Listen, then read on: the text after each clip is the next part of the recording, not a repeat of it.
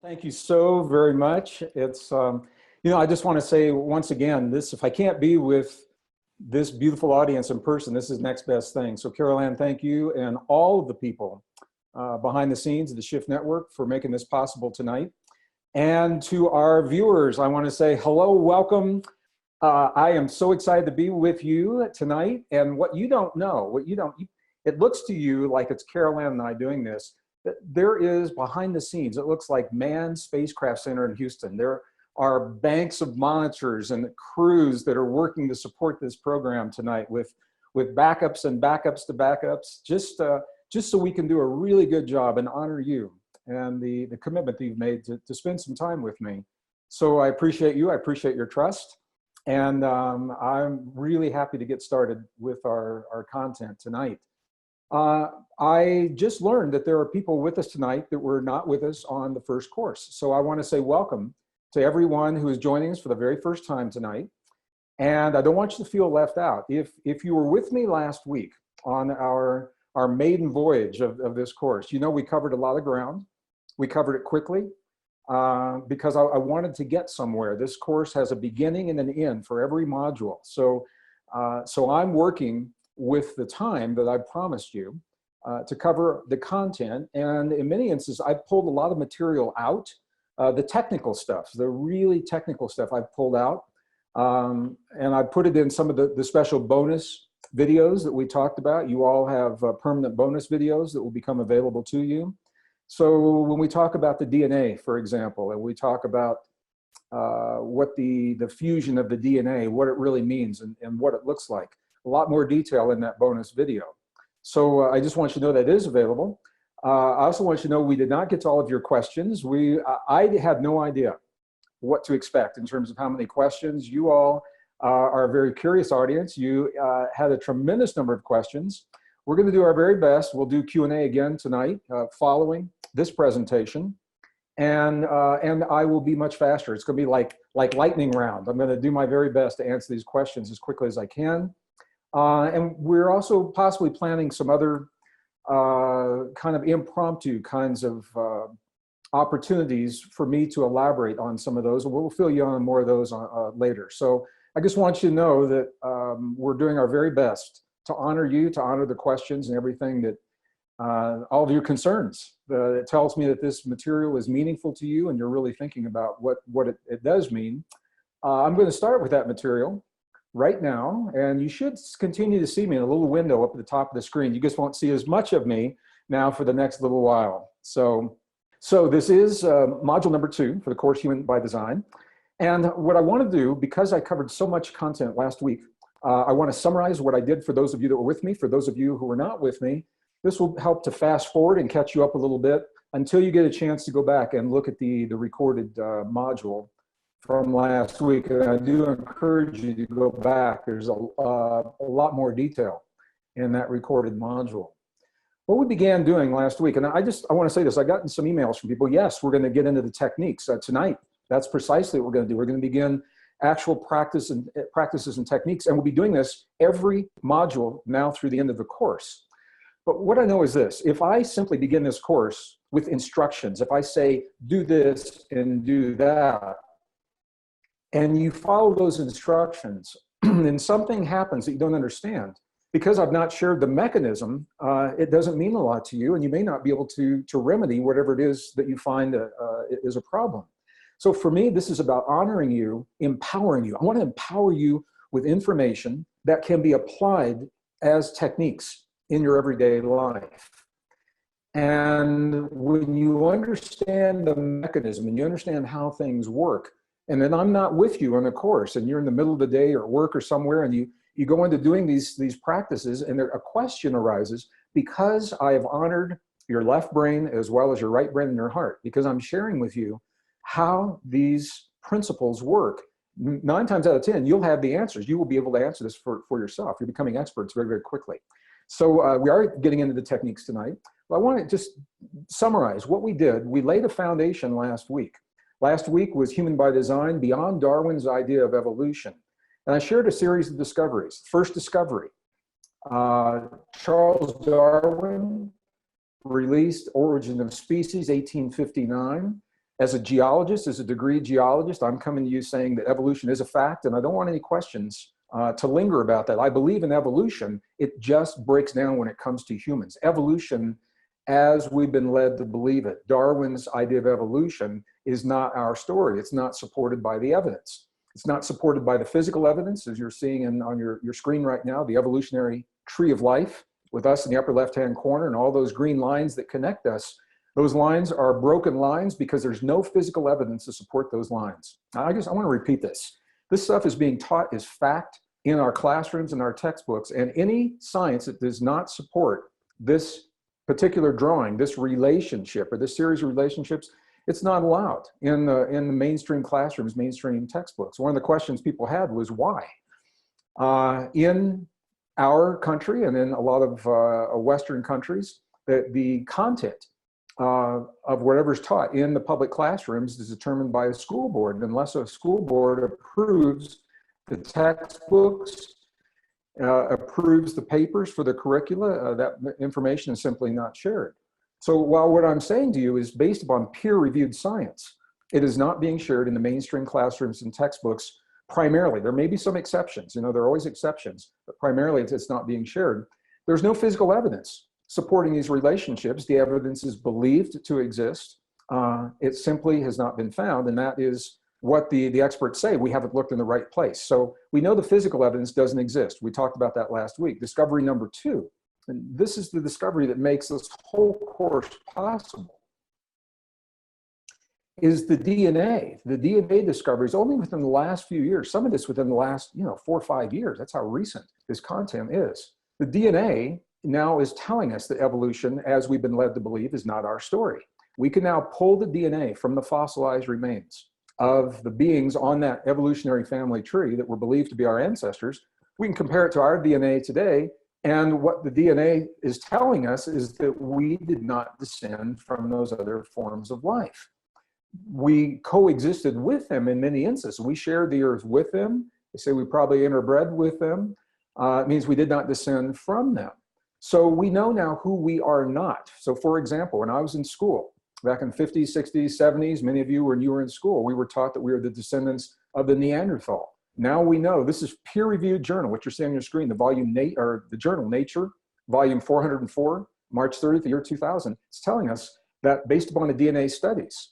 By the way, the DNA that was recovered in 1987 and not published until the year 2000. That's how long science has been working with it. Based upon the comparison of those DNA samples from ancient Neanderthal to us, modern humans, we know that there's not enough overlap. We bred with them. We have some DNA, some of their DNA in our bodies, but we did not descend from them. So we know that, and that is accepted in scientific circles. We now know who we are not. Now, the next discovery kind of goes along with this, because when I was in school, there was a term that was used called Cro-Magnon, and I know many of you have heard this as well, especially in our European friends. That term is no longer used. The Cro-Magnon has been replaced with the term you see at the top of your screen, anatomically modern human, or the acronym that you see highlighted in red, AMH. Anatomically modern humans showed up 200,000 years ago on this earth. And the key is we haven't changed since we showed up 200,000 years ago. So I want to be really clear about this because some of the questions that were coming in. Where are those anatomically modern humans today? You're looking at them. We showed up. They are we are they are us. We showed up 200,000 years ago. We haven't changed. Our physiology hasn't changed, cranial capacity, nervous system, everything is the same today as it was when we showed up 200,000 years ago, and this is part of the mystery. Now, I shared with you some images of what the reconstructions of the anatomically modern humans look like when they showed up. And you're seeing a male on your screen. In the interest of time last week, I took out some of the other examples, but I wanted to show you some of the females as well. People said, weren't there female anatomically modern humans? And I said, you bet there were, and I want to share them with you. So what you're seeing, this is a reconstruction, a drawing of a reconstruction from early Cro-Magnon or anatomically modern human compared to a modern human today. Now this one happens to be a Native American. It doesn't have to be because it has the same features as many of people in Western Europe, which is where anatomically modern humans first emerged.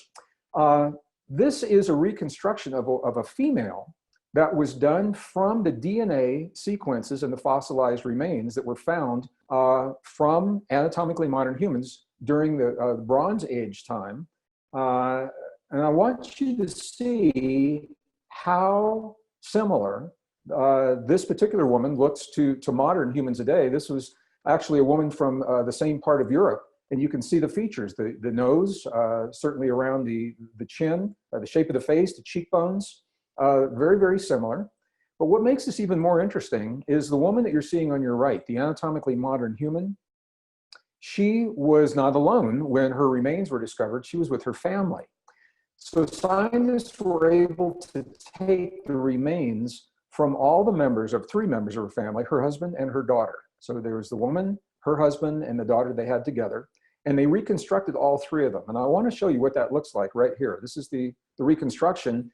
They, for all intents and purposes, look pretty much like you would see most humans in the world today. Now, I'm not talking about the color of the skin. I'm talking about the physical features, the size, relative size, the males to females, foreheads, the nose, the way the nose is extended, the geometry of the jawbone, facial hair, and things like that. So if you saw these people walking down the street, you wouldn't know necessarily that they were anatomically modern human, formerly Cro-Magnon, that emerged 200,000 years ago.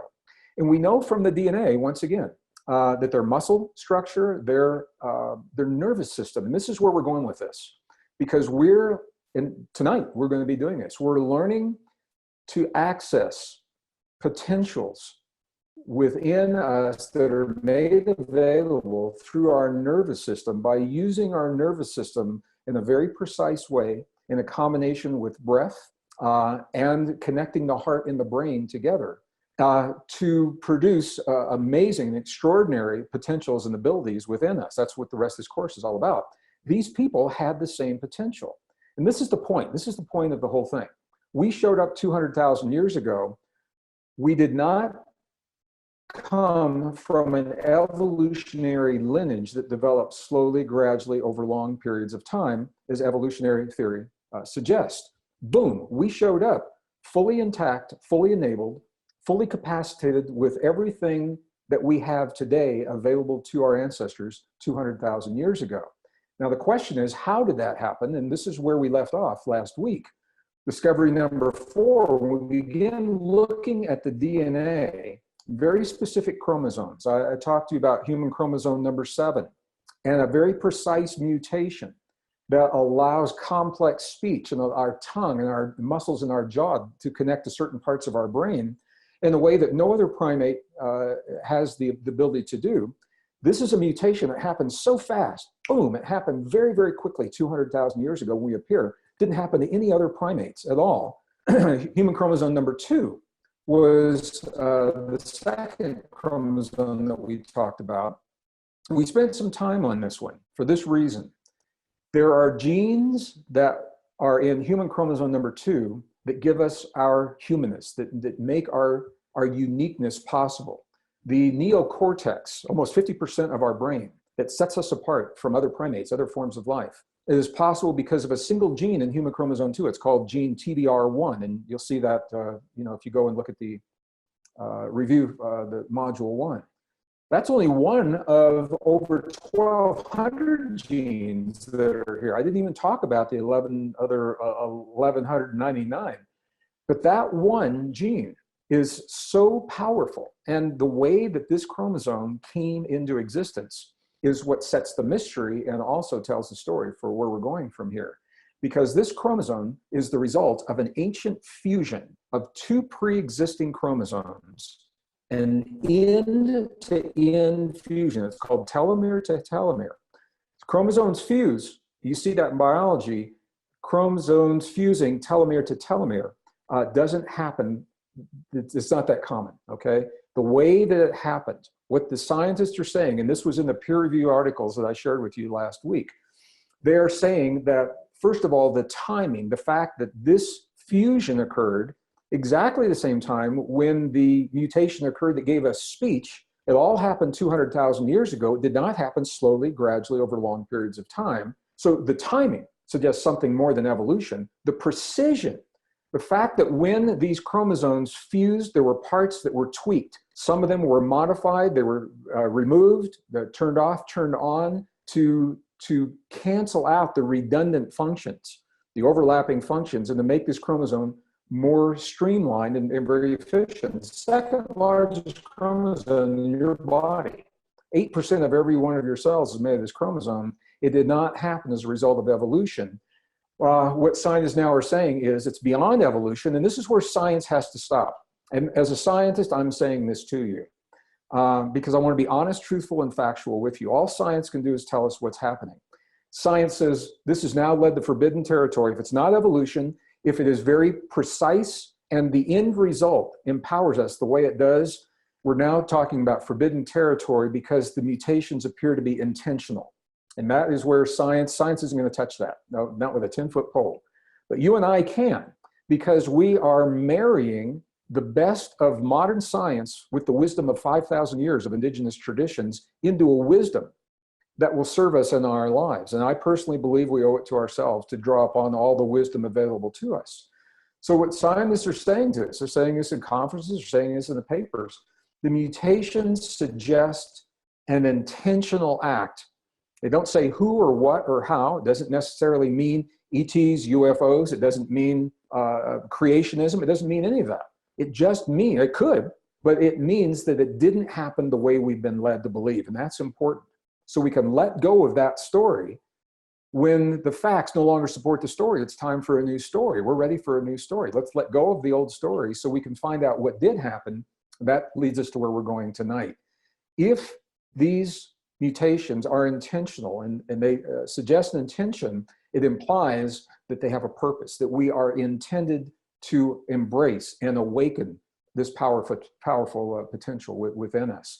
So that was a very fast summary. If you're with me last week and we covered so much, you said, what did he do? That's what we did. If you weren't with me, you now have a really solid foundation to build tonight on. So now the question, how do we awaken the extraordinary potential that is made possible within our bodies through a process that did not happen by evolution? How do we awaken that potential? That leads us to discovery number 5. Discovery number 5 happened relatively recently. It's a discovery in the human heart. And it caught a lot of scientists off guard. Excuse me. Because we've been doing heart transplants since the 1960s, and we've been doing them pretty successfully. Over 10,000 a year are performed. The degree of success tells scientists they are successful because we understand the heart so well.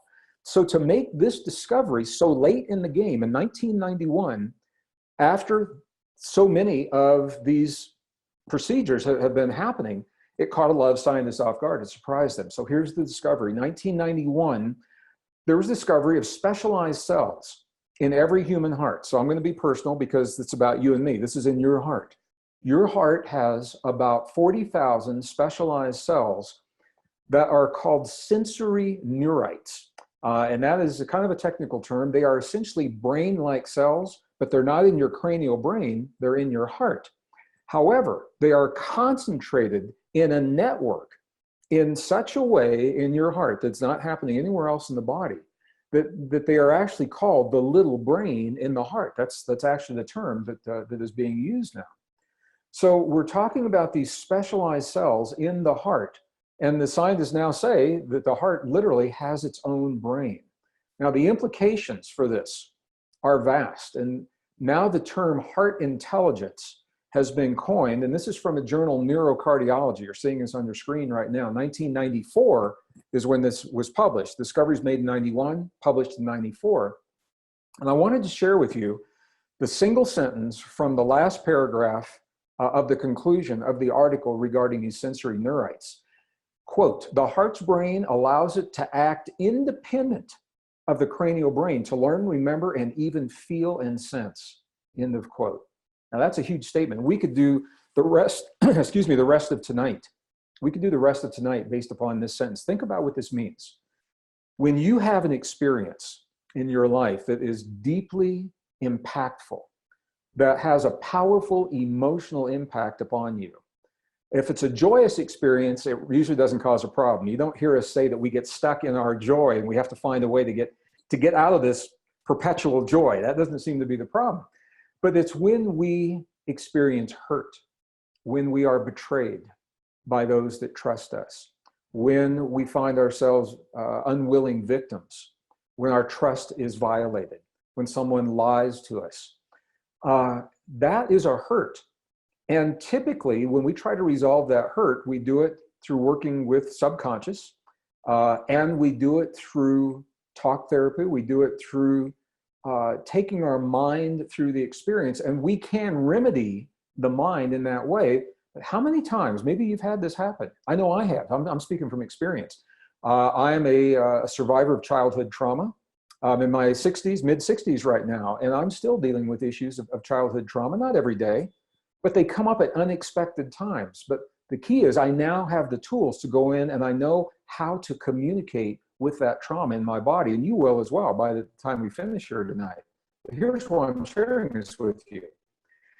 You can deal with that trauma through the mind, and then if the issues are still there and you say, well, what happened? I thought that I'd healed that. Well, you did in the mind. Have we been taught to address the hurt that lives within those sensory neurites in the heart? Because remember, they learn, they remember the experiences, they feel and they sense.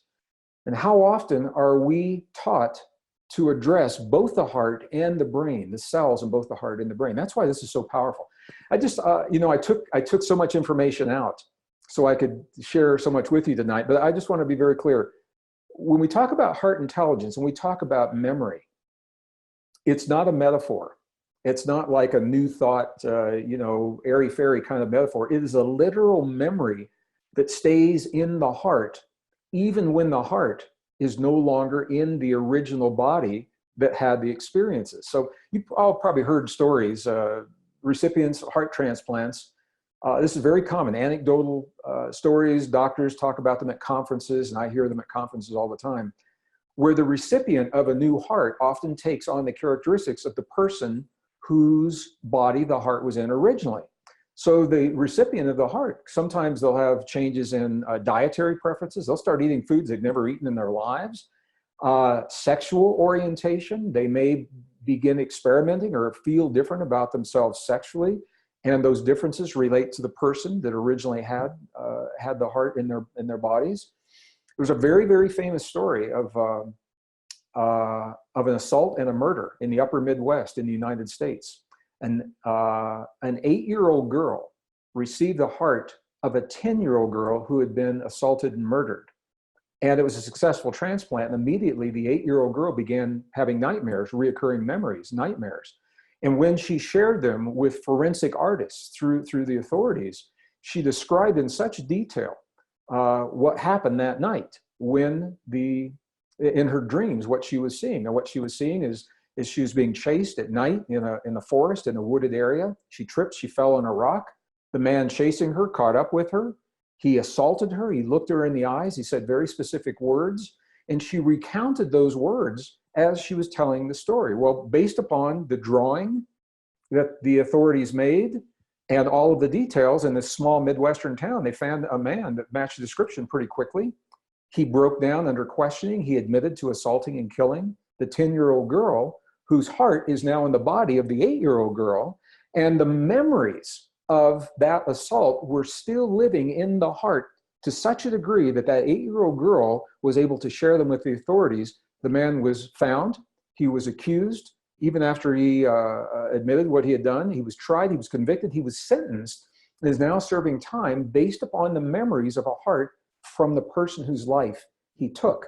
And the only reason I'm telling you that story is I want you to know how real these memories are. It's not a metaphor. Our hearts contain these sensory neurites, and they carry these memories, good or bad, throughout our lives. So this is important for you. If you're dealing with issues and traditional therapy has only worked to whatever degree it's worked and it's not complete, I'm going to invite you to think about the rest of the story that's in your heart. That's where we're going with this tonight.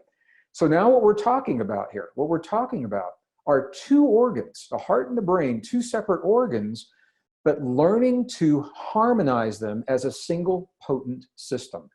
All right? We know they can function separately. We've all been taught that the heart and the brain, I'm a scientist, I'm a geologist, I've always been taught the brain is where the action is, but I'm also a musician and I'm an artist. And when I'm with my musician and artist friends, they say the heart is where the action is, to the exclusion of the brain. Both of those are incomplete. It's when we marry the heart and the brain together that we optimize this potential. And that's what we're doing tonight. The heart and the brain have the ability. We are designed to self-regulate, harmonizing the heart and the brain. Heart-brain harmony is what we're calling this. So why would you want to do that? Let me run through this real quick, and then let's have the experience. Let's learn how to do this tonight.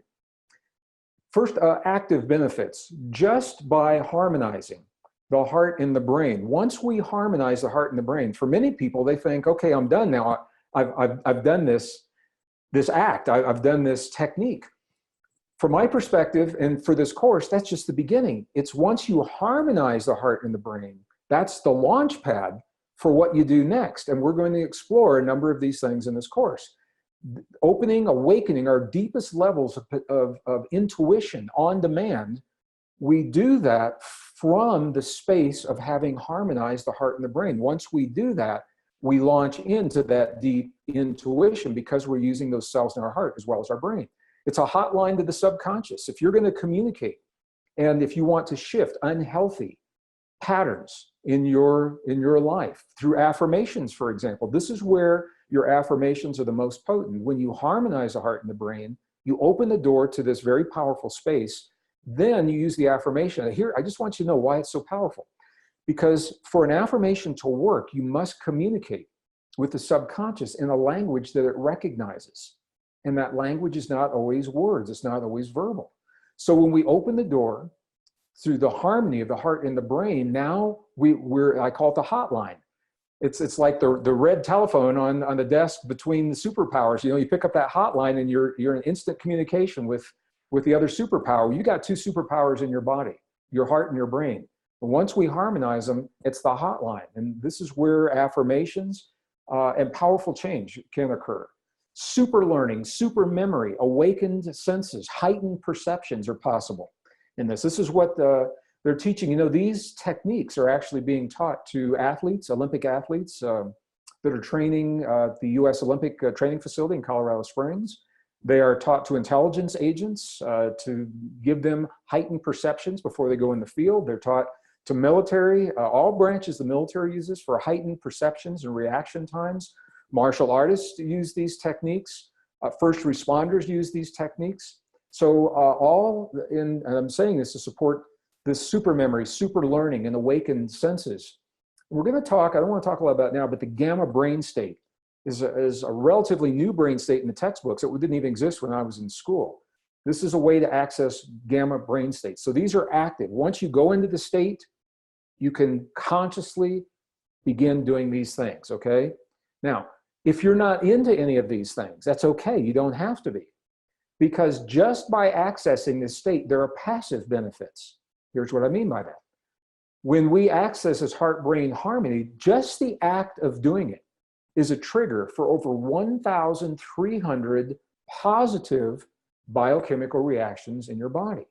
So I'm talking about things like an enhanced immune response, the ability to awaken the anti-aging enzymes that live in every cell in your body.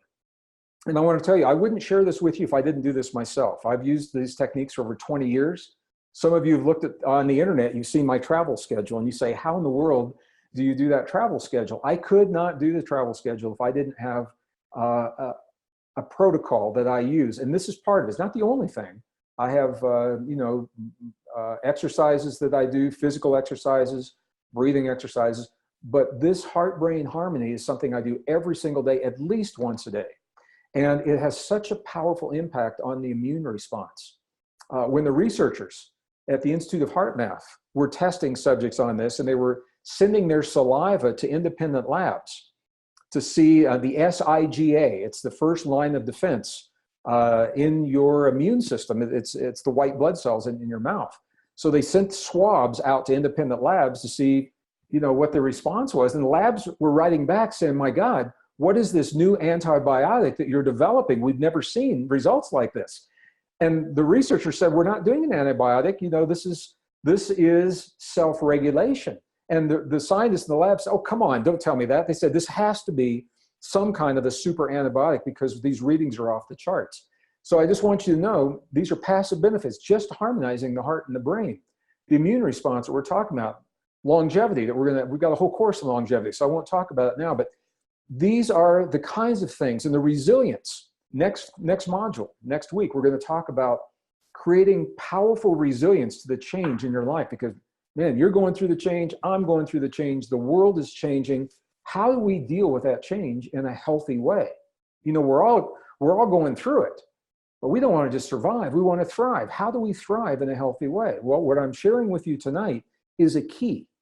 And this is one of the passive benefits, because the more you do the techniques that we're going to do here in just a moment, the more you use these techniques, the more you begin to create the conduit between the heart and the brain, and to change the physiology of your heart to support your immune response as well as your resilience. So people are asking, why do this? I've just given you a bunch of reasons why. Some of them you don't have to do any more than the technique that you're seeing on your screen.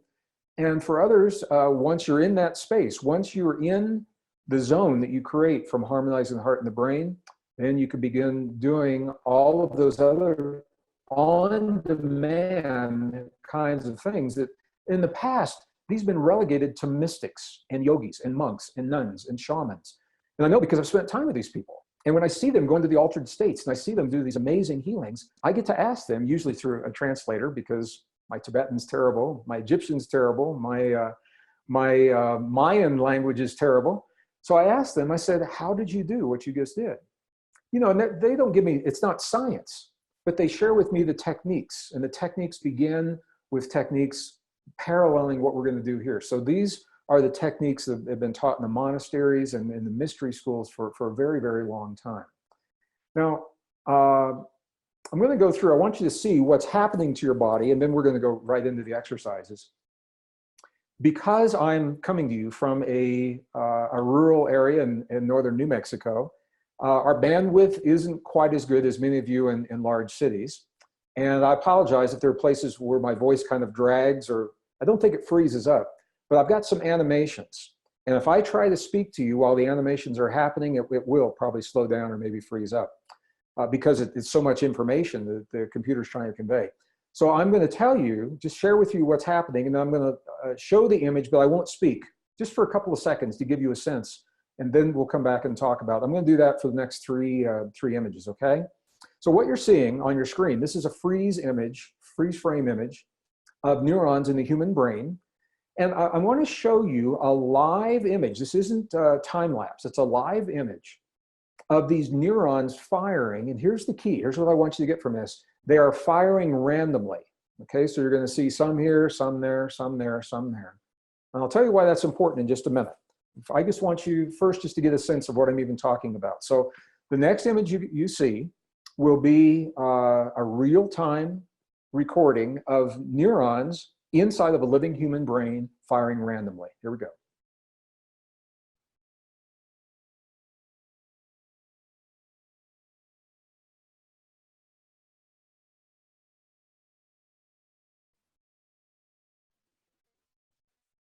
Okay, could you see how, you know, maybe one or two would fire at the same time, but for the most part, they were random.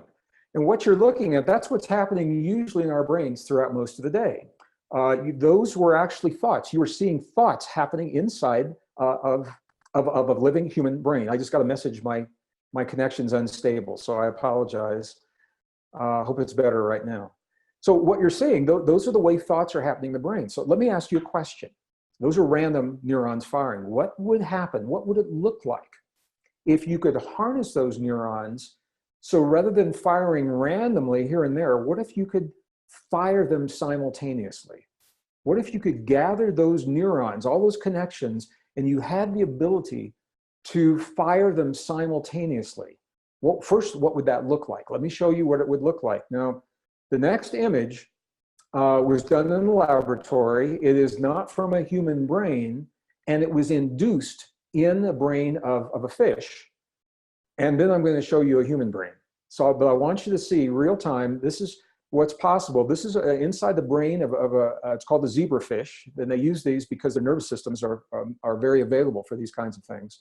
But what you're going to see, it's not 100%, it's over 80% of the neurons in this fish's brain are going to light up and respond to a stimulus.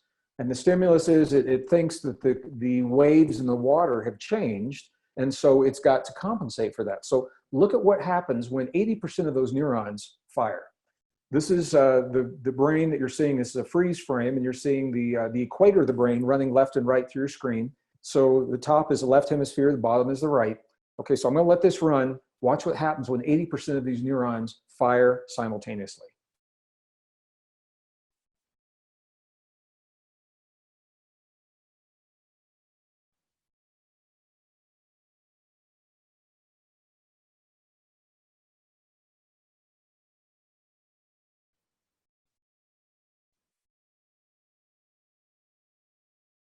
Okay, did you see it happen? Did you see all that light happen all at once? What if that was you? What if that was you in training your brain in a healing response? If you're working, your brain is releasing healing chemistry in your body. You know that, and I know that. But the instructions that tell your brain what to do come from your heart. All right, so when you're saying to your brain, I need some healing in a certain part of my body, or you're giving thanks for already being healed, you're doing an affirmation, and you got a few neurons firing simultaneously. Think about how potent that affirmation would be if 80% or more of your neurons were firing simultaneously. Well, this is what the techniques that we are learning, they are now being directly linked to our ability to fire these neurons simultaneously and to put us into heightened brain states that we believed were only possible through chemicals in the past. And for me, that's really, really good news, because it tells me that we're empowered in ways that we're only beginning to understand. So I'm going to show you one more. I'm going to turn my volume off because there is an audio that's not going to work out on here, but I want you to see, this is called the glass brain, and I want you to see, I'll let the whole clip run, new technology allowing us to see how these synapses are firing simultaneously as we move throughout the brain. And this is on a human. Okay, so this is a freeze frame image of what we're about to see. I'm going to stop the audio, and I'll be back here in just a minute.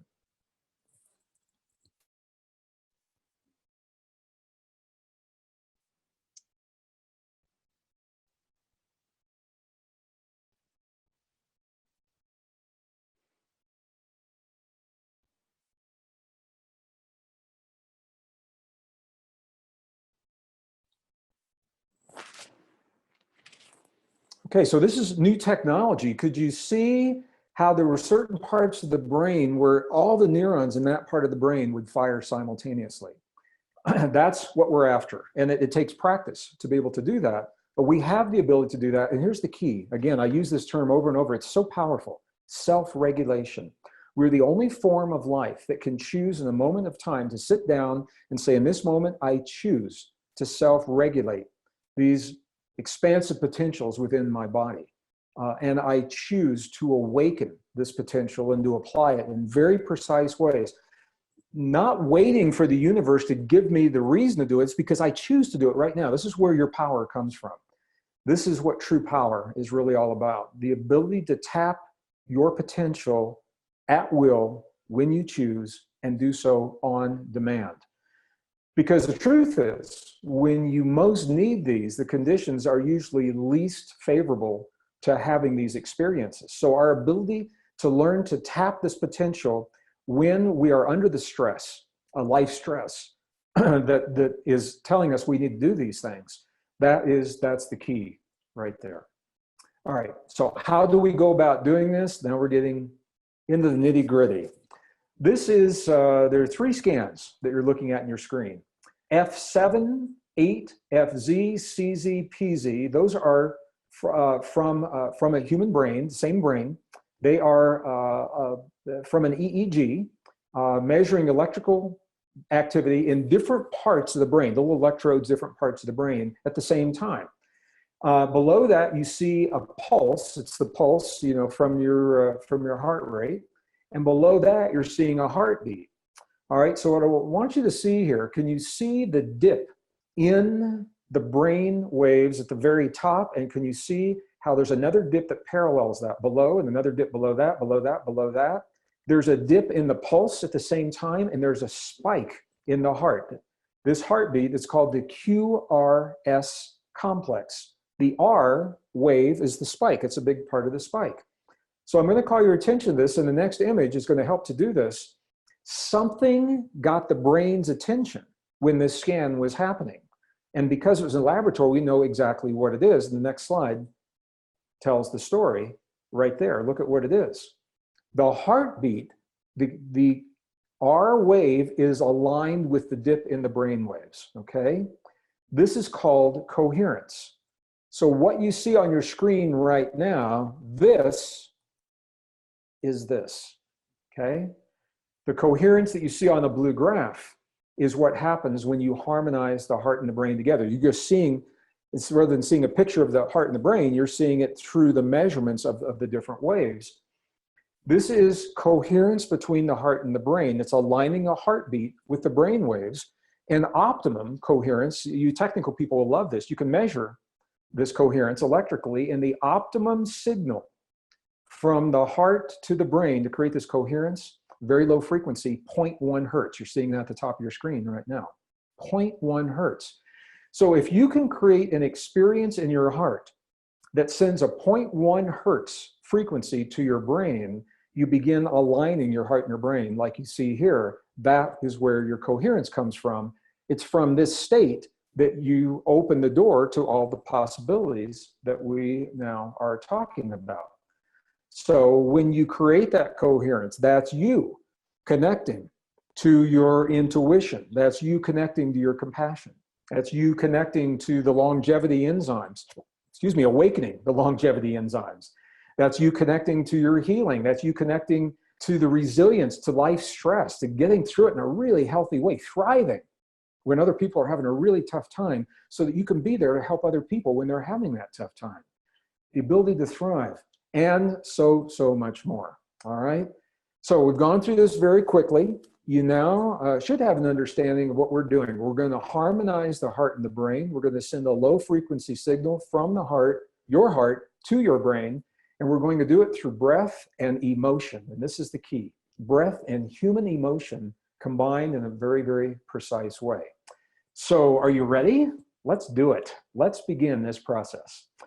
So I'm going to invite you, if you are not in, oh, first of all, I'm hoping that everyone watching this is watching in a place where they're not distracted. I'm just really trusting you're not like driving a car or something right now. Please don't do this if you're driving or operating heavy machinery. So you don't want to be doing that. But if you can find a place where we've got some privacy, where it is quiet, maybe close the door to the room or whatever it is that's happening. I'm going to talk you through 3 steps. And I'm going to invite you to close your eyes rather than watching the computer screen. Excuse me, and here's the reason I'm inviting you to do this. If you're watching the computer screen, your consciousness and your awareness is focused on your external world, not your inner world where the action happens to be occurring in that moment. So if you're watching the screen, you're not going to have the benefit of what we're offering here. So I'm going to leave this image up. I'm not going to put anything else up. But I'm going to invite you to find a comfortable place, and you're not going to need anything else. Everything we're going to do right now is being recorded and is also on a written instruction that will be in your course mailbox tomorrow morning as a PDF. So you don't have to take notes is why I'm sharing this with you. I just let's have the experience together. I'm not using any music in the background. You can, if you want to average out some background noises, but I'm not going to do that right now. All right, so I'm going to invite you now to close your eyes and allow your awareness to move from your outer world into your inner world. And this is the power of being able to close your eyes and shut out the stimulus, the stimuli from the external world. Turning your awareness inward. All right. And now I'm inviting you to allow your awareness to shift from your thinking mind into your feeling heart. And I'm going to share with you a technique that will help you to do precisely this. Throughout much of my adult life, I've spent time with the indigenous peoples throughout the world, and every one of them have a variation of the technique that I am about to share with you right now. If you can gently touch your heart center in a way that's comfortable for you. Now, that means different things for different people. If you're a Buddhist, some Buddhists create the prayer mudra, and they actually hold that prayer mudra against their sternum with a gentle pressure. And you see the monks, the Buddhist monks doing this. Or when I'm in the Mayan lands, in the Yucatan or in the Middle East, they will often just take an open palm and physically touch their heart center. And that's why they're doing what they're doing. Christians often are taught to make a cross over the center of their chest. And this is the original reason why, to call the attention into the heart. Or you may simply take a finger or two and just touch, like I'm doing right now. Just touch your heart with maybe your ring finger and your middle finger. With a gentle pressure. Here's why this is important. This is so simple, so eloquent, so beautiful. Your awareness will always go to the place where you feel the touch on your body. Your awareness will always follow to the place where you feel that touch. So if you want to call your attention into your heart center, this is a perfect way to do it. So I'm inviting you to close your eyes, allow your awareness to migrate from your mind into your heart. And to help you do that, I'm inviting you to gently touch your heart center in a way that is comfortable and feels appropriate for you. Okay, and allow your awareness to go to the place where you feel that touch. This is the first step. It's a very powerful step because you sent a signal to your body. And what you're telling your body right now is that you're turning your focus from the outer world to the inner world and directly to your heart. It's the first step. The second step, so I'm going to invite you to slow your breathing just a little bit. Maybe 5 seconds on the inhale, then pause, and 5 to 6 seconds on the release. Continue with that rhythm. Now, this is a second very powerful signal. Let me tell you why this is important. Because when you slow your breathing, what you're telling your body is you're saying to your body, I am safe in this moment, in this place, in this building, in this room, in this moment, I am safe. And when your body receives the signal that it's safe, there's a shift that occurs in your nervous system. It's a shift of the chemistry that is being unleashed from your brain, and it is a shift between your sympathetic and parasympathetic nervous system that allows you to move into a very healing space. When your body feels safe, it doesn't have to be prepared for fight or flight. So it can let that chemistry go and focus on the chemistry of rejuvenation, healing, okay, and those kinds of things. So the second step, slow your breathing just a little bit, 5 to 6 seconds on the inhale, and then pause. 5 to 6 seconds on the exhale, pause and continue. Now with these two steps, you are in communication with your heart. However, you have not yet established coherence with your heart. And this third and most powerful step invokes the ability that only we humans have available to us. And that is the ability to feel a feeling that we choose on demand. So I'm going to invite you to the best of your ability to feel one of 4 specific feelings. And I'm sharing 4 because in the laboratory, each of these works almost 100% of the time for the people in the laboratory, okay? So maybe you have other emotions that work for you, and this is where you get to experiment. If you can feel, however, if you can feel the feeling to the best of your ability, if you can feel the feeling of appreciation for anything or anyone, of gratitude for anything or anyone, of care, compassion, okay? Appreciation, gratitude, care, compassion. To the best of your ability, if you can feel any one of those 4 feelings, they will begin to establish this electrical link, this 1 hertz signal between your heart and your brain. And this is where the good stuff really begins to happen. So I'm going to stop talking just for a few moments, and let's go into this space. Then I'm going to come back, talk to you a little bit more, and then we'll see where we go from there, okay? All right. So close your eyes if you haven't already. Allow your awareness to move into your heart. Gently touch your heart center in a way that's comfortable for you. And allow your awareness to move to the place where you feel that touch. You are communicating with your body right now in a language that is not made of words. This is a language that your body understands. So you're telling your body you're safe right now. As you breathe slowly, 5 seconds on the inhale, pause. 5 seconds on the release. Pause. I'm going to invite you just to continue this for a couple of minutes. I'm going to do the same.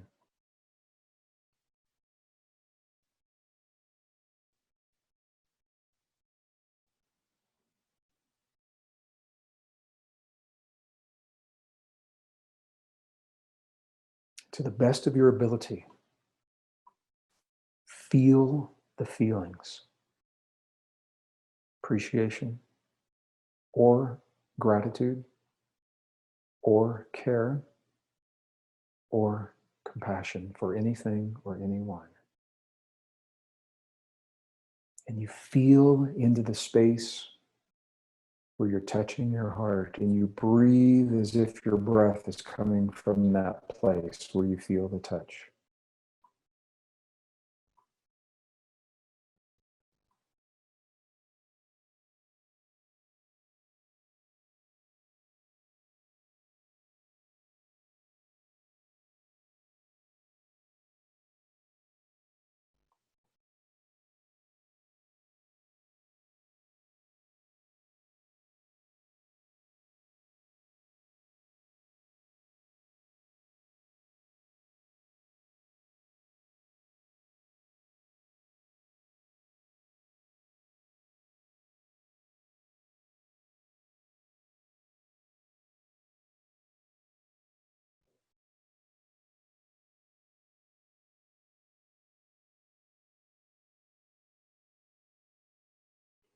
Now, the key to what we're doing, if you're watching this, many of you have learned many other techniques, and all of them have their place, and they work for whatever they were designed to work for. What's different about this is that rather than closing our eyes, going into our hearts and letting go and relaxing and zoning out and drifting or fading away, nothing could be further from what this is actually all about. This is the key to this. It takes practice. Is about actively holding a focus of the emotion, feeling, continue to perpetually feel that emotion from your heart rather than having the feeling and then it's over. It takes practice. But it is that feeling, what we call a feeling, is actually the muscle and the nervous system in your body working together to send a signal from the heart to the brain. So it's kind of like if you have a Windows or Macintosh computer and you click on a picture, on an icon, all kinds of things are happening behind the scenes. Well, your icon for this experience is the feeling. When you can feel the feeling, gratitude, appreciation, care, compassion, that is the simple icon that you're feeling. What it does behind the scenes, it is enacting layers upon layers upon layers of chemical and nervous system processes that are all working in harmony to honor what it is that you've asked your body to feel.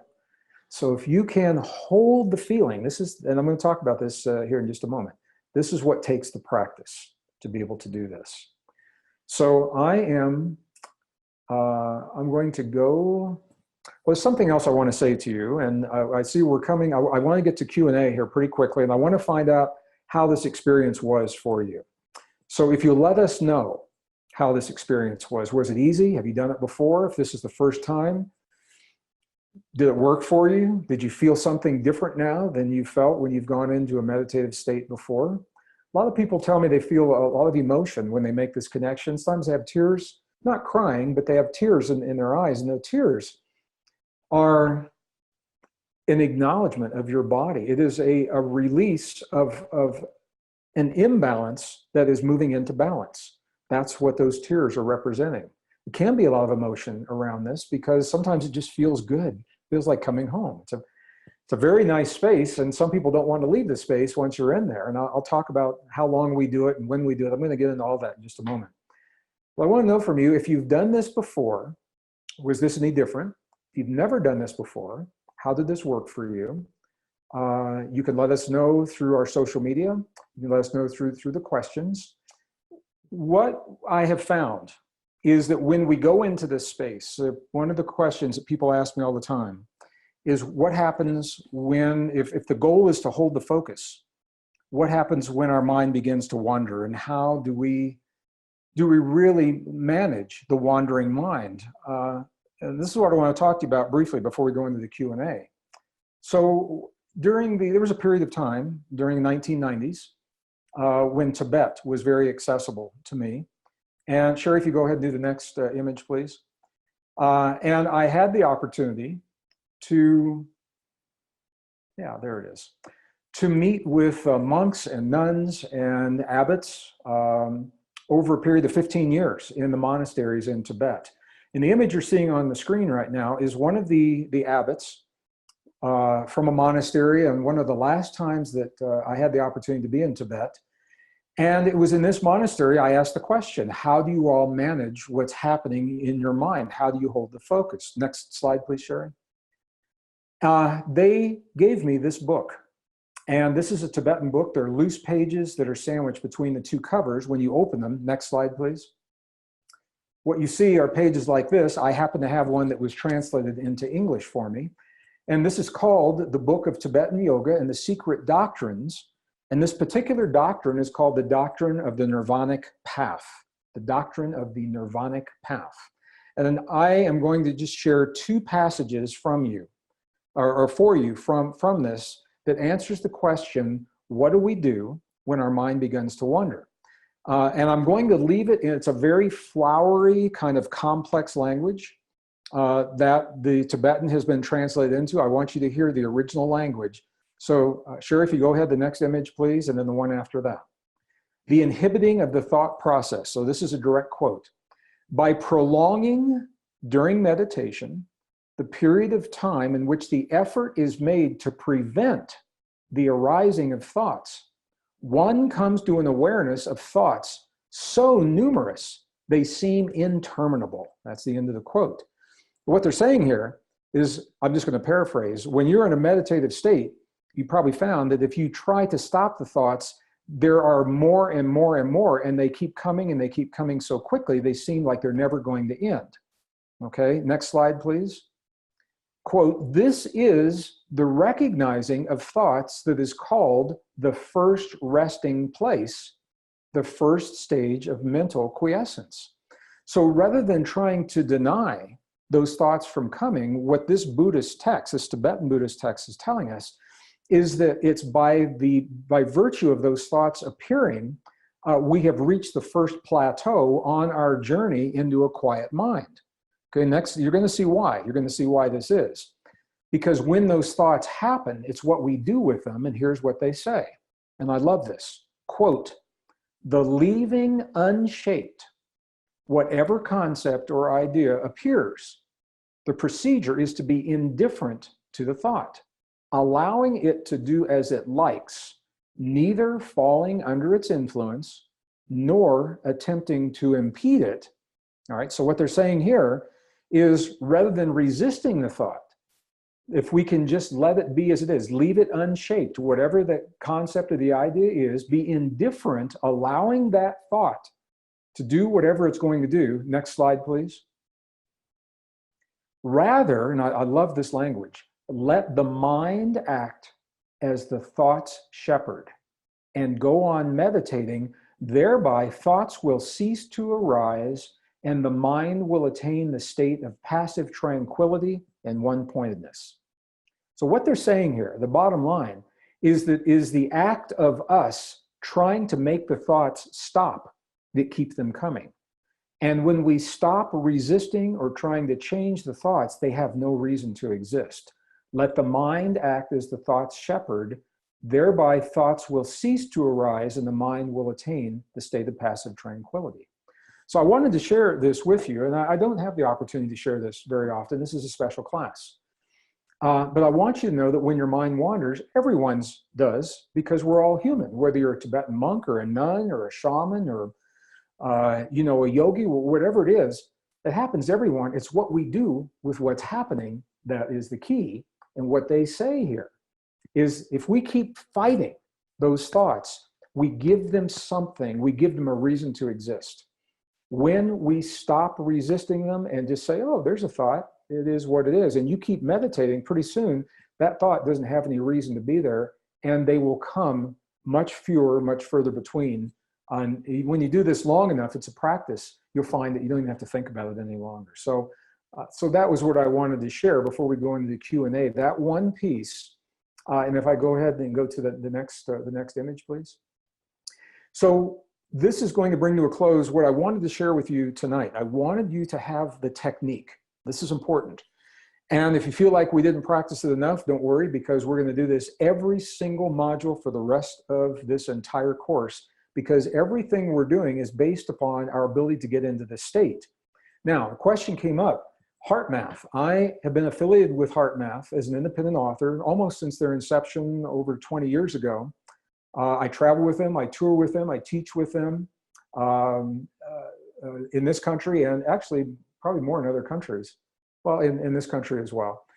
And they have given me permission as an independent author to use their research in ways that they typically do not. And here's what I mean by that. Well, they will typically go into a corporation like IBM or ExxonMobil or through the US military or something like that.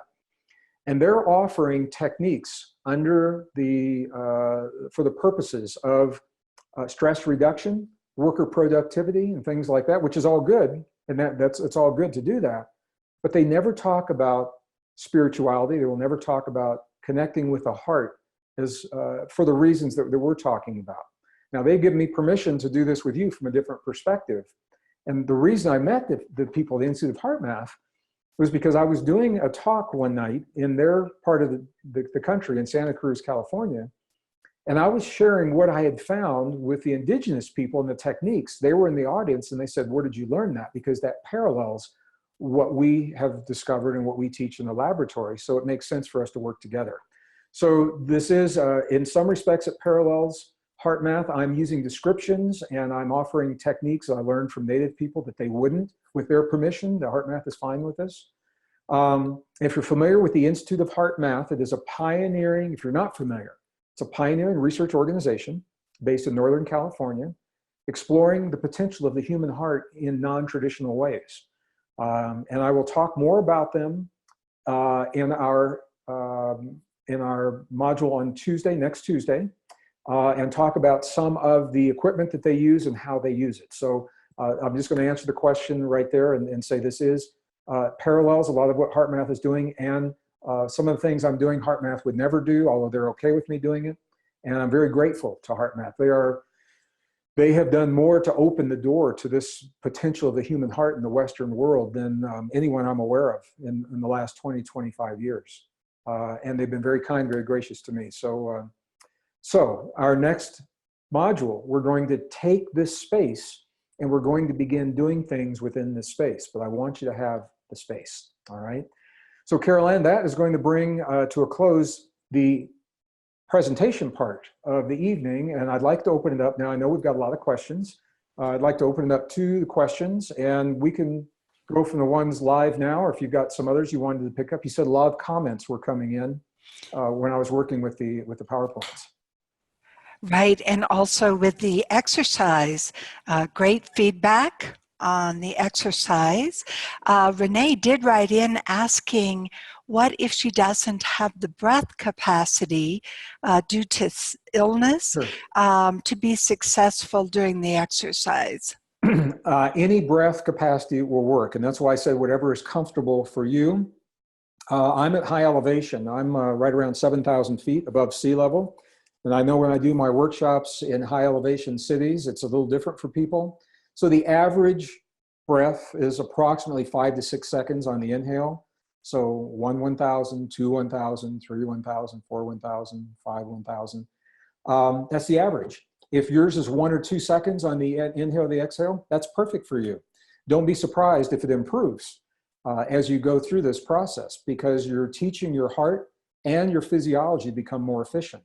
But it's not a showstopper if you're not at 5 to 6 seconds. And I want to be really clear about that. Whatever is comfortable for you, and that's where you get to explore and find out what your capacity and what your potential is and what you can grow into. Thank you for the question. It's a good question. Wonderful. And I do have a few writing in asking how long to actually stay in the exercise. Yeah, we were going to get into that. In just a moment, well, in maybe another 30 minutes or so, I'll talk about deepening your deepening experience between now and next week. And I was going to address that question then, and I'm happy to do it right now.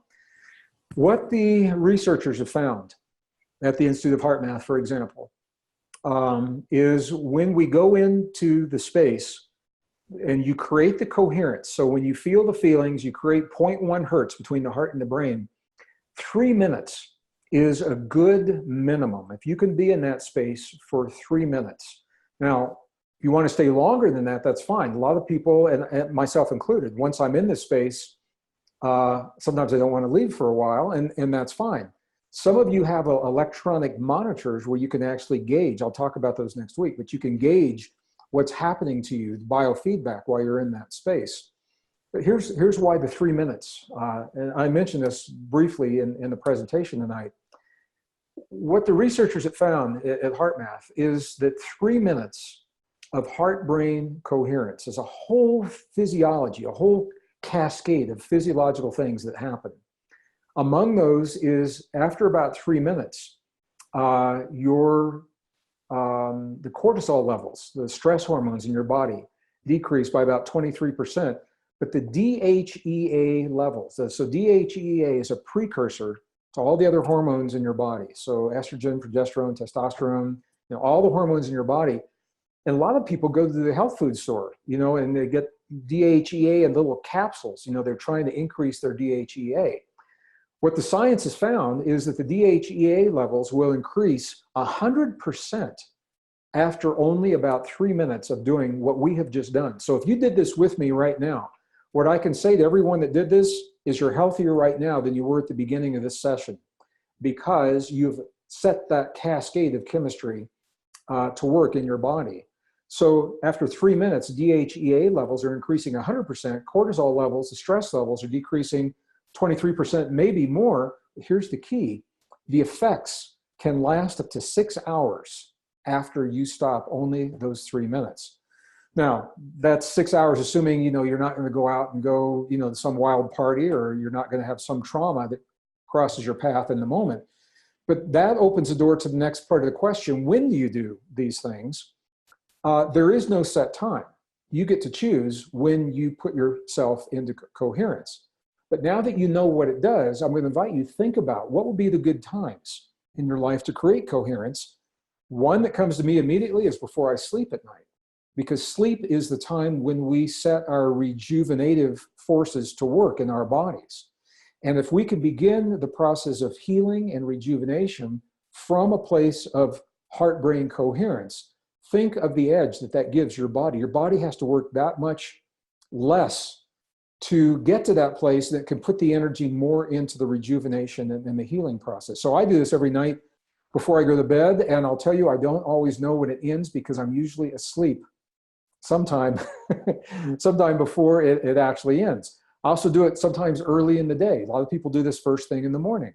If you know that you're going to have a difficult conversation with someone in the workplace, in the boardroom, with your spouse, with a loved one, if you're a counselor, these techniques are used in marriage and family counseling before couples, or before, if you're in youth counseling, before you ever begin to have the conversations, because it takes the edge off of the hurt.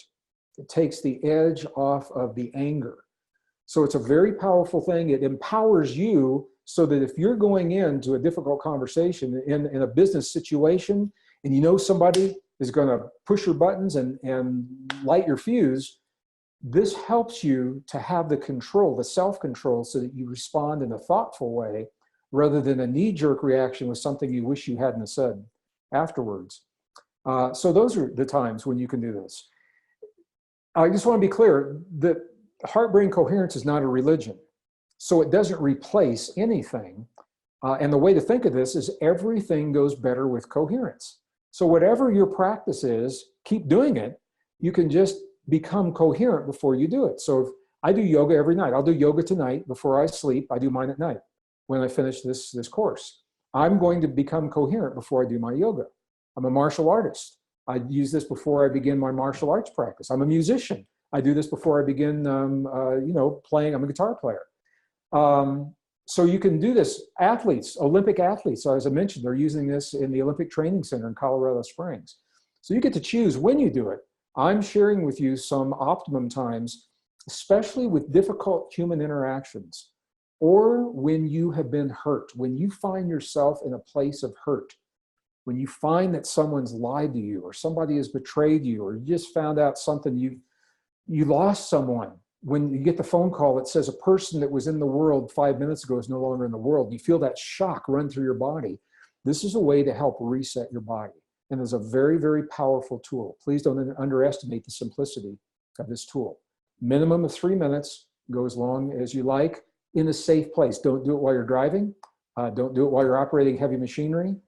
Do it in the peace, the privacy of, when you can let go, not have to worry about your external environment, and go within, okay? Now, I'll just be really honest with you. When I used to use this in the corporations, when I was in corporations in the military industrial complex, working, writing military software, Cisco Systems was a good place to work. It was a little stressful at times. And I think that, if you're in a corporation, sometimes the only place you're going to get any privacy is where? You're going to get it in a little stall in a bathroom. And I want to tell you, a little stall in the bathroom is a perfect place to excuse yourself, go and close the door of the stall. You can sit down, you got a place to sit, and you can go into the space and nobody's going to bother you when you're in that space. So that's just the reality of working in a lot of the corporations these days. You can do this at almost any place. So long answer to a short question, but we covered a lot of other questions I knew were going to come up. Now I want to take the time to do that. So thank you, Caroline. I appreciate it. Okay, and David is writing in saying, that was a great experience, Greg. I started feeling my brain transition down through alpha, bordering on theta, and my pineal gland activate. After doing Dr. Joe's meditations for a while, I knew that gamma was not far behind. And Renee is dovetailing on that, saying, Lena, saying, please explain the gamma state a little bit more. Yeah, the gamma state, I'm going to defer that question because we're doing an entire module on the gamma state. And I believe it is I think it's module number 4. I think it is. We're doing, so I could do it now, it'd just be redundant, and I prefer to use the time now to answer questions that we won't get to later. But because it's so important, I dedicated an entire module to the gamma state. So, Greg, just curious, Heather's writing in, is the goal to be in this state all the time, or at crucial times, times of healing, insight, etc.? It's a great question. You cannot be in this state all the time, and you wouldn't want to be. And I'll give you a perfect example. I was just doing a seminar in Northern California, outside the Bay Area. And I had the same question. When you are driving your car, and San Francisco is on the 680 freeway, I said, if you're on that 680 freeway, you want to be fully present in the external world and on the taillights of that car in front of you. The last thing you want to do is be, in an altered state in here in your heart. So you don't want to be doing this necessarily, when you need to be focused on and be very present in the world. You don't want to be doing the technique. However, after you have done the technique, if you have done this technique first thing in the morning and you get in your car and you go to work, you are very present. Your response times are going to be faster. Your perceptions are going to be much more clear, but you don't necessarily have to hold that focus in your heart for that to happen. Okay. So, and the point is, there are biofeedback mechanisms. The Institute of Heart Math has a device called the EM wave. I'll talk more about it next week, but the reason I'm mentioning it now is because in that EM wave, it will show you very clearly when you are in this state. But it's impossible, I think, to stay in this state 24/7 because you become kind of non-functional in the rest of the world if you're actively creating the space. However, if you actively create the space and then you draw upon the benefits of what you've created throughout your day, that is the point. So, and to be able to self-regulate, when you find something that throws you off, if you find yourself in the space of anger, deep hurt, loss, shock, or just after lunch, you're a little tired, you need to recharge or rebalance or whatever it is, it's a reset to the system. And it sets your system into an optimum state so that you can embrace what life brings to your doorstep in a healthy way. And we're going to give you all kinds of techniques to be able to do that. But they're all based on us getting this. So that's why I'm spending some time on this. Wonderful, thank you. And we do have a number of questions about the technique and ensuring that they're doing it correctly. Carol is asking, when in the exercise and I experience intense emotion, do I focus on the emotion, move back to the word used to focus on, or just travel with the emotion? So the emotions come up for different reasons. The emotions, we talked about the cells in the heart, cells in the brain. Often what we call a blockage is the isolation of the heart. When our heart is not connected to our brain, it feels isolated. That is a blockage of a form of blockage. So just establishing the connection, a lot of times you will experience that emotion. I do as well. It's just, it can be, it doesn't have to be a sadness, but it can be. If there are issues that need to be expressed, don't be surprised if they come up during this time. Now, in other modules, we're going to address all that. We have a module on deep intuition, on how to communicate with these cells in your heart. How do you know when it's your heart talking to you? Or how do you know when it's your head talking to you? Or how do you know when it's a voice from your parents at 3 years old talking to you? Or how do you know when it's some entity in some other bizarre dimension talking to you, or a beautiful dimension talking to you? If you're going to have information coming to you, it's good to know where it's coming from. How do you do that? We're going to address all of that. When the emotions come up, they're your emotions. So you have the ability from this space, and I'll answer this now, and we'll go through these techniques as we get to the modules. You are empowered to ask, what am I being shown through this emotion that's coming up? Why is it coming for me now? What is it telling me? What is it that I need to know from this? And we'll go through all the techniques to do that later on. I think that is probably on the third or fourth module. We've got a lot of modules that I have in front of me right now. So yes, we'll get to all that. If it comes up, like right now, if it's right there for you, there's no right and wrongs. Go in and do what we've just done. If it's really present, maybe there's something that you are being asked to look at. Say, what am I being shown in this emotion? But the key is to do it from that space and be willing to hear what it is that comes to you. Okay. Anything you hear from this space, if it's coming from your heart will never tell you to do anything harmful to yourself. It'll never judge. I'm getting ahead of myself, but you asked the question. I want you to have an answer tonight. Part of my heritage is Southeastern Cherokee. And there's a word in the Cherokee language that is Shante Ishta, Chanteishta, Shante Ishta. It means single eye of the heart. It means the single eye that sees what's true for you in the moment. It doesn't see right, wrong, good, or bad. It will discern, but it will not judge. So when you have an emotion that's coming up and you're being asked to look at something, if you hear something that is judgmental, it's probably not coming from your heart. I don't know where it is coming from, but you can go in and ask. Your heart will never ask you to judge. It will never ask you to criticize. It will never ask you to hurt yourself or anyone else. It will be discerning.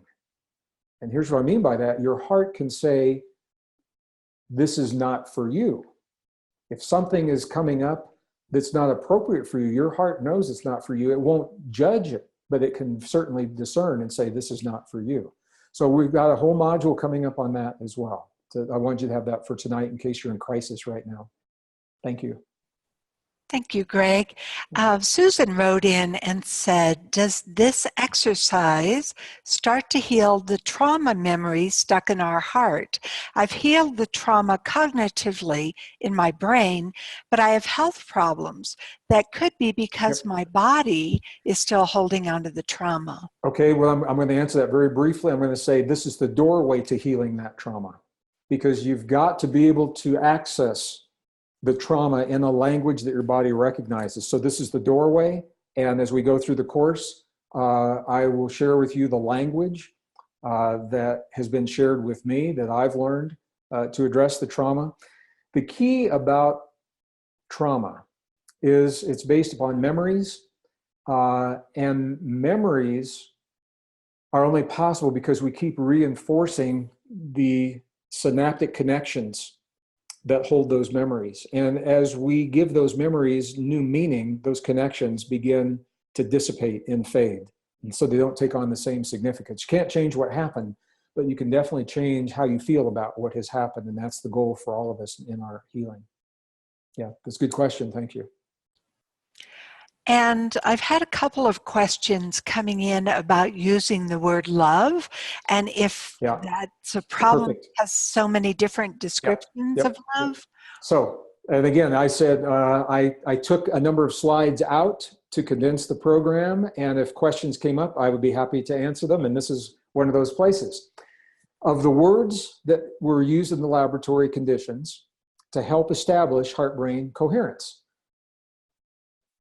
gratitude, appreciation, compassion, care. The word that was conspicuously absent to me when I was working with the researchers is love. And I said, where is love? Where does love fit into this? And they said, you know, Greg, it's a very interesting question. And here's what they told me.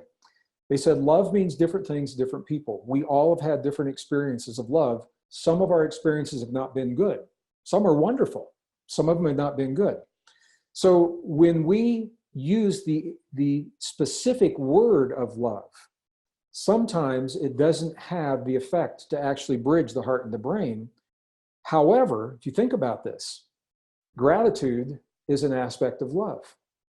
Compassion is an aspect of love. Care, appreciation are aspects of love. So ultimately, we are using aspects of love without saying the word love itself. And this is one of, this is one of those places, everyone's different. You know your body better than anyone else. If your experiences of love are what do it for you, then by all means, put that word love in there. And we all get to find out what it is that evokes the most powerful heartfelt emotions to harmonize the heart and the brain. So I'm going to invite you to experiment with it. And if things don't work, you can let them go. If they do work, by all means, use those for yourself. Okay?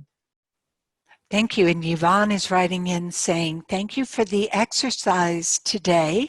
With 7 billion of us on the planet with massive damaging negative energies, is it possible for small groups of people to shift the balance on the planet?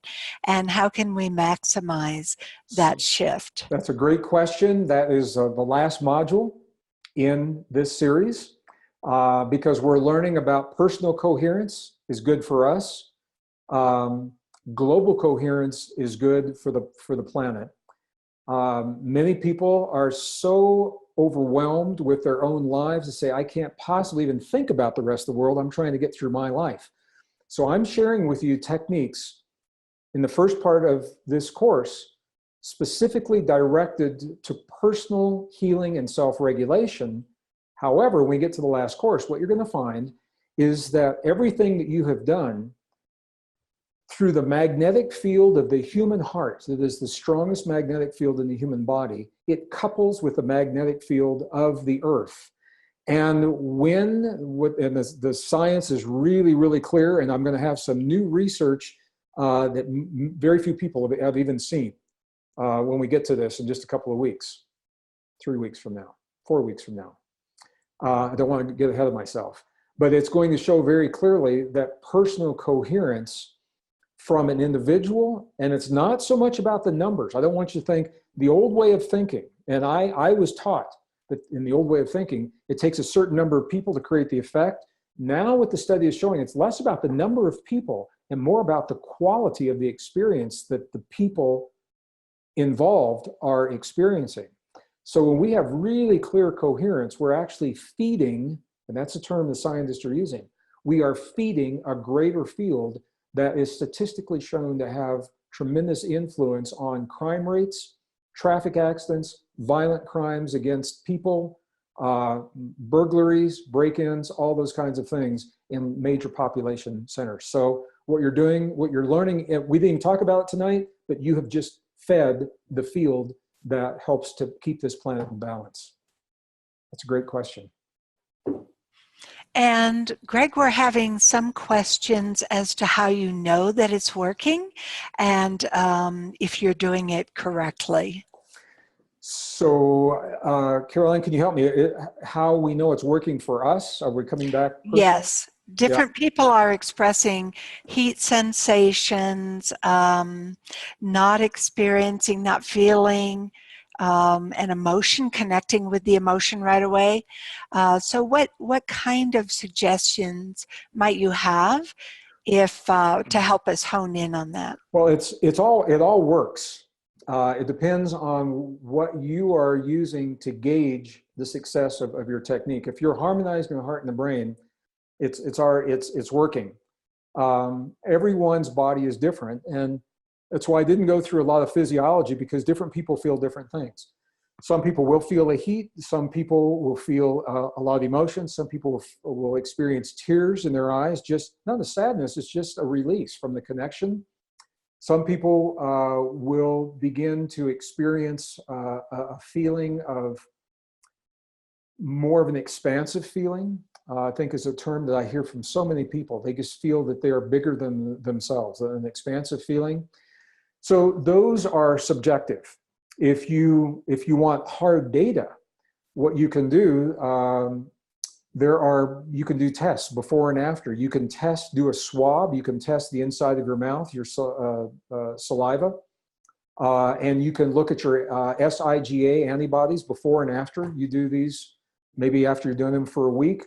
You can, Dr. Joe Dispenza just came up a moment ago. He and I are colleagues. We teach together. We're both working with techniques. You can actually measure the ends of the DNA are protective caps called telomeres.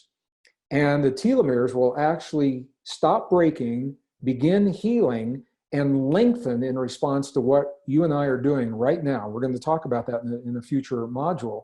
But that is something that can be quantified and measured. You can go online, get one of the kits, we'll talk about these, where you measure your own saliva. You send in to the lab. They will measure a baseline, and then 30 days later, you do this again, and you can actually see, and such powerful feedback to see that your body is responding to what's happening here.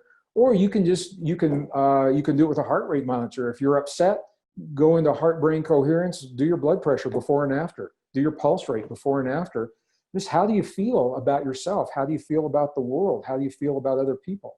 If you're really angry at someone and you go through this process, how do you feel after you do it? Does the anger change? That's telling you right there how well it's working. You can also do this when you are having a conversation, a difficult conversation, and learning to become a very good listener. We're going to talk about this in one of the modules. Listening, most of us in a conversation spend less time listening to the other person and more time formulating what we're about to respond with. We're more concerned with what we're going to say back than actually listening to what the person has said. When we heighten our perceptions of heart-brain coherence, we become very, very good listeners. And that is a key interpersonal communication skill that can't be overemphasized in this day and age. So there are many different ways, depends on what level of feedback you want to know if these things are working. You know what I would encourage you, there's so many questions right now. If you are interested in the gadgets, I'm a low-tech guy in a high-tech world. Okay, and I'm okay with gadgets as a tool. I don't like gadgets as a crutch. So I'm not recommending any tool, any kind of gadgets that you have to use again and again and again and again. You know, you get addicted to them. I'm not recommending that. But there is technology available. If you would like to measure for yourself how your body is responding to this, if you go to the HeartMath website, www.heartmath, H-E-A-R-T, capital M-A-T-H.org. It's all one word. HeartMath is one word. And look at EM Wave. You have a professional version. It runs on a computer. I've got a Mac Pro right here. Professional version. They're a little higher priced. Very inexpensively. You can get the sensors. They'll run on apps on your phone or on your iPad. Just depends on how much information you want. But there are, I want to say, technology does exist to help you quantify whether or not what you're doing is actually working, as you've asked me to help you to understand. Mm-hmm. And Greg, just to check in, will this affect a pacemaker at all? Okay, it doesn't necessarily affect, okay, the purpose of a pacemaker is to override. So I'm getting ahead of myself. All these questions are about our future modules. So the purpose of a pacemaker is to override the signal that the heart is receiving for its beat to create a regular rhythm artificially. So this will not override the pacemaker. However, you may not have the same, if it's your heart, okay, if it's your original heart that you've had from birth, you still have all the connections and you still have the benefit of everything that we're doing. Part of what will happen, and I get into this next week, is it will actually increase what is called heart rate variability. And that is what the pacemaker is trying to modulate that for you. So you can use it with a pacemaker. If you have specific questions, I would talk to people at the Institute of HeartMath because they have a lot of experience working with hospitals that are using this. But I know people using pacemakers that use this with success because the original connections, the nervous system, everything is still intact. You've still got all the connections and should have a wonderful time with it. Okay. Wonderful. And Greg, when we're focusing on the heart, is it the physical organ or can it be the chakra that you focus on? I'm not separating the two because the chakra is the energetic link to the physical organ. What you will find, okay, so again, this we're going to talk about this extensively a week from today, next Tuesday. Every heartbeat that you have when you see the QRS complex. So Q is the little wiggly waves, and the R is the big spike, and the S. So the distance from one R wave to the next, to the next, to the next, it varies with every heartbeat. It's called heart rate variability. You want to maximize your heart rate variability. You don't want your heartbeat to be exactly the same with every single beat. So we're optimizing heart rate variability. The more you do this exercise, the more heart rate variability you're going to create, and that's a good thing, and you'll see why a week from today.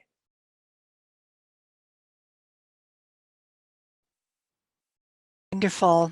And is this in any way related to Ho'oponopono? I can't really answer that because I haven't experienced the Hawaiian technologies directly. I have through word of mouth and through other people. So I can't answer that question. I can't do a good job. So I'm going to defer that question. I could find out and we can answer it. Carol, if you want to make a note, Carol Ann, we'll answer that in a later session. Great, thank you. And Val is asking, does the method work vicariously? Can we do this for others remotely? Okay, that opens up a whole series of questions. Is it possible physiologically? The answer is we are energetically linked to one another to varying degrees. And depending on what the energetic link is, it can have an effect, whether or not the person is willing to receive it, whether or not the person is willing to sustain what they have received. There's so many questions that come into play here on whether or not they are willing participants, if they're asking for the help, or if we're imposing that help because we want someone to be better, to feel differently. But the answer is around every human heart, there's a field of energy that extends far beyond the human heart. We used to think it was about 5 to 8 feet circumference around the heart. Now we know that 5 to 8 feet is a limitation of the equipment, that the field extends, what the scientists say is probably infinitely on the quantum level. And we are entangled with one another. It's a term in physics. We're entangled in ways that we're only beginning to understand. So is it possible? This is what remote viewing, remote healing is all about, why it works, because we are connected. What this course is all about is focusing on our personal responsibility for ourselves. And once we understand that, then we can use our own judgment, our own discernment to determine where that responsibility falls for other people. So technologically, is it possible? The answer is yes.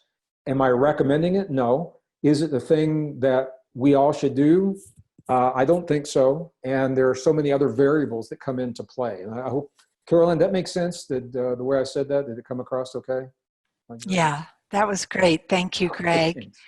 And I know I'm speaking quickly because I want to answer as many questions as I can tonight. And I'm happy to go, Carolyn, until you tell me that we probably need to do our...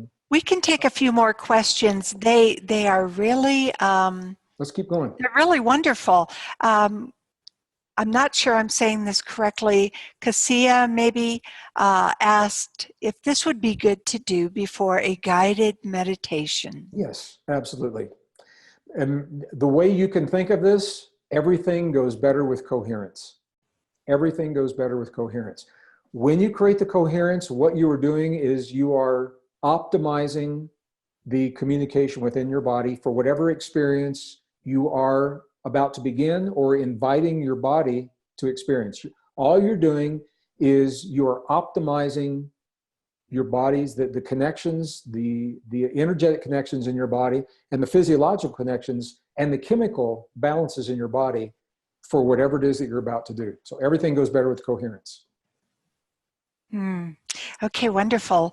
And Elle wrote in asking if the intent is to heal foot pain preventing you from your usual fitness routine, would you hold appreciation for running by the beach? I'm trying to connect what you just taught us to healing the body with the chemicals releasing within the body. Okay, Do you so have any advice? yeah, every one of these questions is about future modules. So it tells me I'm on the right track. It also tells me everybody's thinking ahead and looking at applications. And I'm happy to talk about the applications, but none of them are going to make any difference unless we get the technique down. And so that's why I really want to focus on questions of the technique. If you're working on a specific issue, so I'm going to be general, not with the foot, but with any issue in the body. From this place, you would begin, and I want you to think about why this makes sense. Your brain is releasing the chemistry in your body to match the experience it thinks that it's having. There's a part of your body I haven't even talked about yet. It's so new, it was only published in the year 2004. There's a part of your body that can tell your brain that it's already healed, and then your brain has to release that healing chemistry into the body. So I'm not going to go into that detail now. What I'm going to say to you, it's a beautiful question you just asked, and I hope, I'm sorry you're having this problem with your foot, and I hope this helps, is if you can begin to the best of your ability feeling the feeling in this space as if your foot is fully enabled, fully capacitated, already healed, rather than asking for it to be healed, or rather than affirming that it is healing. If you say it is healing, that is an open-ended process. And your body is so literal. It will say, okay, I will let you heal and heal and heal, and you continue to heal and you continue to, it never heals because it's an open, there's no outcome stated. So and that's a linear way of thinking. So rather than thinking linear, I'm inviting you to think quantum. Come from the place that's already done, give thanks of gratitude and appreciation for the healing that has already happened. Your brain has to respond to that if you can hold that feeling in your heart in the coherent space.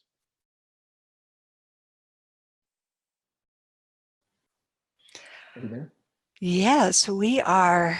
We are just about done for this evening. I do want to be mindful of time, and I'm seeing some of the questions we've already answered. So I think, Greg, I would like to go ahead and pass it back to you to go ahead and recap the deepening practices, and then we'll go from there. Thank you. So we covered a lot of ground again tonight. And I want to be very clear, we are going to continue every module that we do, we will use this technique in one form or another. And that's why if the technique, if you don't get this down, then the other modules, they're not going to be as effective. So what I'm inviting you to do for the deepening technique, I went through this tonight in quite a bit of detail. The Shift Network is going to capture that part of the video. They're going to excerpt the part of the video where we went through this process, and they're going to put that on your course homepage. Okay, it should be there tomorrow morning.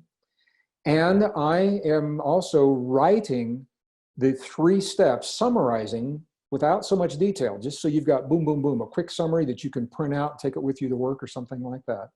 So I'm going to invite you, number one, go back and revisit the session that we've done, or the portions of the session that are of specific interest to you. But I'm going to invite you, this is like a muscle that you don't use very often.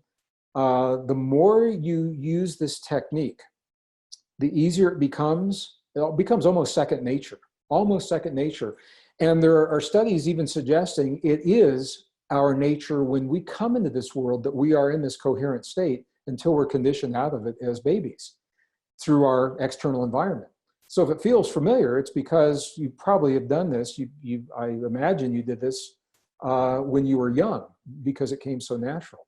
So I'm inviting you at least once a day between now and next Tuesday, maybe first thing in the morning or last thing before you go to bed, make the time, create the time and the space in your life. You're worth it. We have dedicated a few weeks of our lives together to embrace an internal technology, to learn something about ourselves in these moments that we can carry into the rest of our lives when we're not together in these moments. So you're worth it. You're worth taking a few moments and just set that time aside. Maybe it's 5 minutes. Maybe it's 10 minutes. But set that 5 or 10 minutes aside in a place that's quiet. If you're using any music, I'm going to invite you to use music that has no rhythm and no beat. If the music has a rhythm and a beat, it's going to take you out of your heart space. If you want to use ambient music in the background, something I recommend, Barry Goldstein is a composer, Grammy Award-winning composer, has a CD. You can find this on iTunes. It is called Ambiology, A-M-B-I-O-L-O-G-Y, like biology with A-M in front of it. The entire CD is one track, and it is all ambient music, and it's called The Heart. It's heart-based music. Stephen Halpern, the pioneer in so much of this work. One of his early CDs was called Higher Ground, and track 1 of Higher Ground is another one that comes to mind. This is very powerful to do this. So you can use music in the background without a beat, without rhythms, without vocals. Okay, because if they have rhythms and vocals, your attention is going to follow those vocals, it's going to follow those rhythms, it won't be in your heart. So make the time, set the time aside in a place that's quiet and safe, at least once a day. Do it for 3 minutes, go into that heart space. You can listen to my words, talk you through it. You can read on the sheet. And if you have any difficult circumstances that come up this week, I'm inviting you to feel empowered to self-regulate your response to those circumstances. Somebody makes you angry, somebody pushes your buttons, something happens at work, you know, in a difficult situation, go into the stall in the bathroom, or go into a quiet room in your house. Do this for 3 minutes, see how different you feel. And we're gonna meet again, same time, next Tuesday. We're going to take this technique and we're going to go one step further into how we create the resilience, a resilience practice in our lives. Let me give you some amazing case histories, and we'll go into heart rate variability, all those things, and answering a lot of the questions you had tonight. So we're going to take our experience one step deeper as we take the heart-brain coherence and begin applying it in a healthy way to create resilience in our own lives. So I want to thank you all for spending so much time with us tonight. We went over a little bit because I think it was worth it to answer those questions. I hope you are, I'm looking at you, I hope you all feel as good as you look right now, because I can see every single one of you. You didn't know that, did you? I'm just kidding, I can't. But I'm hoping you feel as good as I feel right now. I appreciate you spending the time with us. Carol Ann, I'm going to turn it back to you and the Shift Network. And I look forward to seeing everyone a week from tonight.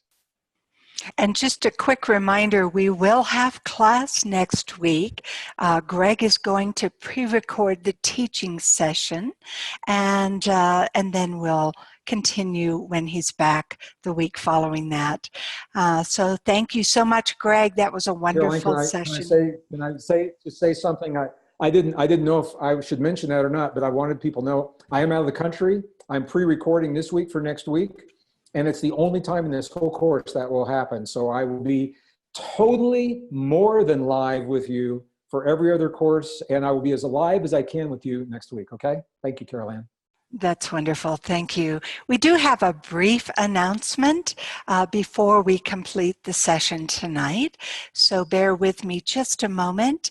I just wanted to remind you to be sure to join your course community group on Facebook today if you have not already had a chance to do so. Your course group will be changing to secret status tomorrow, which will make it more difficult to be added to the group. However, it does provide a greater level of privacy. So also just a quick reminder, if your Facebook name is different than the name that you registered with, for example, your Facebook name might be Phoenix Rising, please do contact customer support by visiting our website at support.theshiftnetwork.com. shift.com and let them know so we can easily identify you and accept you into the group. That completes our announcements for today. Thank you everyone for being with us. We look forward to you joining us next week. So from everyone here at the Shift Network, have a wonderful week.